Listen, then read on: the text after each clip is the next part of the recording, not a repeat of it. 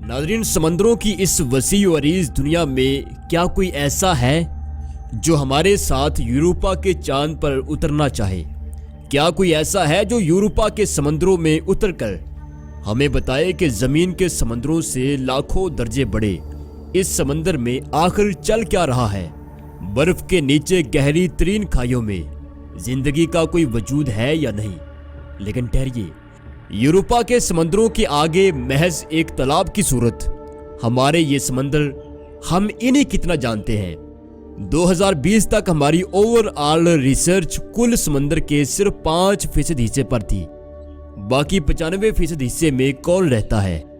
उसकी तहों में क्या राज छुपे हैं, हम अभी नहीं जानते। बहुत बार सी एडवेंचर लवर्स ने ऐसी मछलियां पकड़ी जिनकी शक्लो शबाहत इंसान जैसी थी।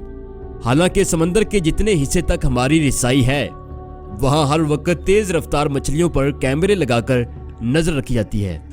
मिलिट्री अलग से विजुअल और ऑडिटोरियम डेटा को कलेक्ट करती है, लेकिन इस रूटीन में कोई ऐसा सीन देखने को नहीं मिलता जिसमें कोई जल परी या इंसान से मुशाबहत रखने वाली कोई मखलूक नजर आती हो। अगर ऐसी कोई मखलूक हो सकती है जो शक्ल सूरत के साथ ब्रेन इंटेलिजेंस में भी इंसान के हम पल्ला हो, तो हम उसे स्पेस मिशंस के लिए इस्तेमाल कर सकते हैं।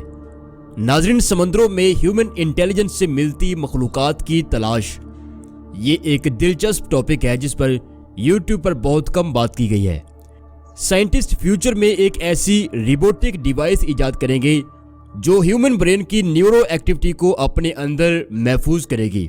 यानी ह्यूमन ब्रेन, एक इंसान का दिमाग कैसे काम करता है, और ये भी कि एक इंसान की आंख और एक हैवान की आंख कैसे रिएक्ट करती है। एक इंसान खौफ में क्या करता है और एक हैवान कैसे खौफजदा होता है।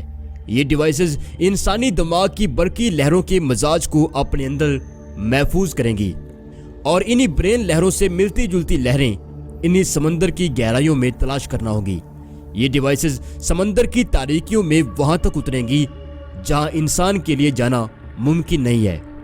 नाज़रीन, ये समंदर के तारीक इलाकों में जहां जहां से भी गुजरेंगी, हजारों समुद्री जानवरों की न्यूरो एक्टिविटी को अपने अंदर मौजूद डेटा से मैच करेंगी, और अगर इंसानी जहानत जैसी कोई चीज समंदर में किसी भी सूरत मौजूद होगी, तो ये उसका स्केच, लोकेशन और इंटेलिजेंस लेवल कंट्रोल रूम से शेयर करेंगी।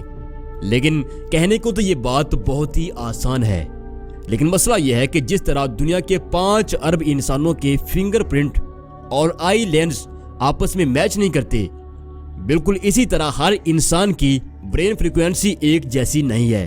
दिमाग में चलने वाली न्यूरो एक्टिविटी हर दूसरे इंसान की अलग है।